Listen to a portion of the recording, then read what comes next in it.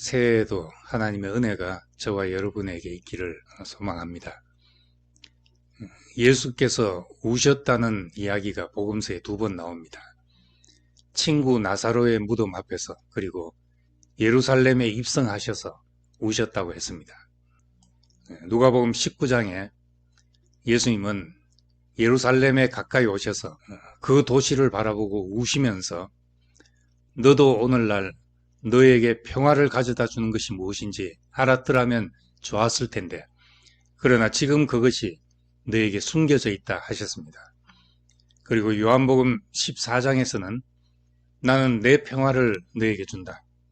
내가 너희에게 주는 평화는 세상이 주는 것과 같지 않다. 예수께서 우리에게 주는 자신의 평화는 무엇이며 어떻게 해야 이 평화가 우리 눈에 가려지지 않고 보여지게 되는 것입니까? 예수님이 내가 주는 평화와 세상이 주는 평화를 구분해서 말씀했는데, 세상에는 이 두 종류의 평화가 있습니다. 그것은 팍스 로마나와 팍스 크리스티, 로마의 평화와 그리스도의 평화입니다. 팍스 로마나는 로마 초대 황제 아우구스티누스가 제국의 힘으로 모든 잠재적을 폭력으로 제압하고 전쟁 없는 세상을 만들었다고 선전하는 말입니다. 팍스 로마나는 200년 동안 지속되었지만 그 이름으로 엄청난 폭력이 자행되었으며 피로 물든 평화였습니다. 예수님이 태어났을 때 그를 죽이려는 헤롯의 음모나 빌라도가 결정한 예수님의 십자가 처형은 팍스 로마나 운동 속에서 일어난 사건으로 볼 수 있습니다. 예수의 탄생과 그의 활동은 로마 통치자의 입장에서 볼 때 로마 평화의 잠재적 위협이었습니다. 예수는 로마의 평화라는 이름으로 폭력의 희생자가 되신 것입니다. 로마의 평화, 세상의 평화는 상대방에 대하여 힘의 균형이나 힘의 우위에 있을 때 느끼는 평화입니다. 상대가 핵폭탄 1000개를 가지고 있으면 나는 적어도 1000개를 가지고 있거나 그 이상이 되어야 평화를 느낍니다. 그런데 내가 핵폭탄 2000개를 가지는 순간 상대는 평화를 잃고 2000개 이상의 폭탄을 가지려고 노력할 것입니다. 이렇게 힘이 주는 평화는 국가 간에서든 개인 사이에서든 언젠가는 깨어질 수밖에 없습니다.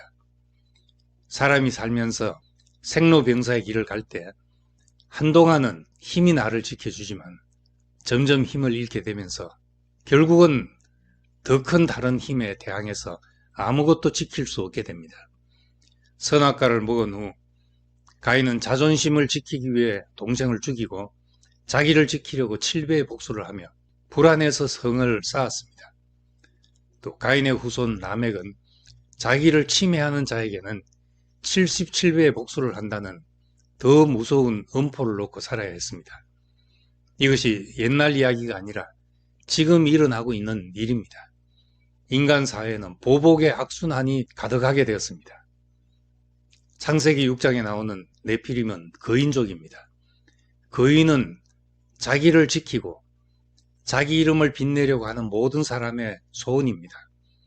성경은 이때가 포악함이 가득한 시대라고 했습니다. 힘이 있어서 자기 마음대로 한다는 것은 다른 사람에게는 포악함이 됩니다. 평화를 위해 무기를 가지지만 결국 전쟁으로 갈 수밖에 없듯이 자기를 지키고 빛내려 힘을 가지면 다른 사람에게는 그 힘이 포악함이 됩니다. 그러면 모든 나라가 무장 해제되어 사는 길이 있겠습니까? 이사야 선지자가 말한 것처럼 그들이 자기 칼을 쳐서 쟁기를 만들고 창을 쳐서 낫을 만들 것이다. 이렇게 말한 날이 어떻게 오겠습니까?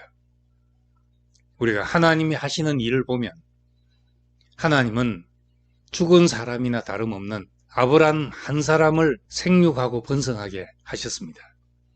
우리는 하나님이 일하시는 어떤 원리를 아브라함을 통해서 봅니다. 다윗은 이새의 말째 아들이었고 그의 아버지도 사무엘 선지자도 주목하지 않았던 사람입니다. 그런데 이 소년이 거인 골리앗을 물맷돌로 이기고 연단의 과정을 거친 뒤 왕이 되었습니다. 작은 자가 큰 자를 이기고 무시되었던 사람이 왕이 되는 것은 하나님 나라 성질을 또렷하게 보여주는 그림입니다. 예수님은 바로 아브라함과 다윗의 후손이라고 소개하고 있습니다. 이것은 혈통의 문제가 아니라 하나님이 일하시는 원리가 동일하게 흐르기 때문입니다. 아브라함과 다윗의 원리로 위로부터 오는 평화, 예수님은 이 평화에 관한 소식을 알기를 원했습니다. 전혀 힘을 쓸 수 없는 사람에게 무슨 평화가 있겠습니까? 예수님이 예루살렘에서 체포되었을 때 베드로는 칼을 빼들었습니다. 그때 예수께서 네 칼을 칼집에 도로 꽂아라. 칼을 쓰는 사람은 모두 칼로 망한다는 유명한 말씀을 하셨습니다. 그러면서 너희는 내가 나의 아버지께 당장에 12군단 이상의 천사들을 내 곁에 세워주시기를 청할 수 있다고 생각하지 않느냐. 그러나 그렇게 되면 이런 일이 반드시 일어나야 한다고 한 성경 말씀이 어떻게 이루어지겠나 하셨습니다. 이 말은 힘으로 해결하는 일은 세상에 널려져 있는 일인데 그것으로는 하나님의 나라가 되지 않는다는 것입니다. 그렇다면 누가 인간 세상의 평화를 가져오겠습니까? 누가 화영금으로 가로막힌 생명나무의 길을 찾아 하나님과의 관계를 회복하겠습니까? 인간사에서 발생한 모든 원망과 상처를 누가 어떻게 씻을 것입니까? 그 대답은 하나님의 어린 양이었습니다. 크고 위대하고 잘난 것을 쫓다가 네피림의 포악함과 바벨탑의 분열을 맛본 인간이 상처받고 치유받고 평화를 갖기 위해서는 힘없는 어린 양이 통치하는 하나님 나라가 와야만 했습니다. 세상은 힘으로 힘을 누르고 평화를 가져오려 하지만 예수님은 자신에게 가해진 폭력을 받아들여 보복의 악순환을 끝내심으로 모든 사람에게 평화의 소식이 되셨습니다. 칼로 쟁기를 창으로 낫을 만드는 일이 예수에게 일어났습니다. 그는 폭력을 당했을 뿐만 아니라 자신에게 폭력을 가하는 자들을 용서하셨습니다. 철천지 원수 같은 사람들이 어떻게 용서가 되겠습니까? 요셉의 고백에서 우린 실마리를 얻게 됩니다. 요셉은 자기를 죽이려 했던 형들 앞에서 당신들은 나를 해하려 했으나 하나님 그것을 선으로 바꾸사 오늘과 같이 많은 백성의 생명을 구원하려 하셨습니다. 라고 말했습니다.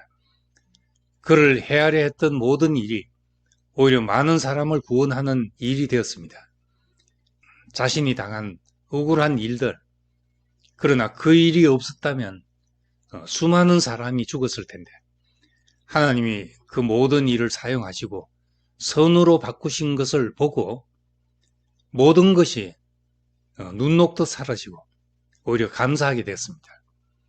예수님은 자신에게 가해진 고난과 죽음을 통해 모든 사람이 하나님 앞에 살 수 있는 길을 여셨습니다.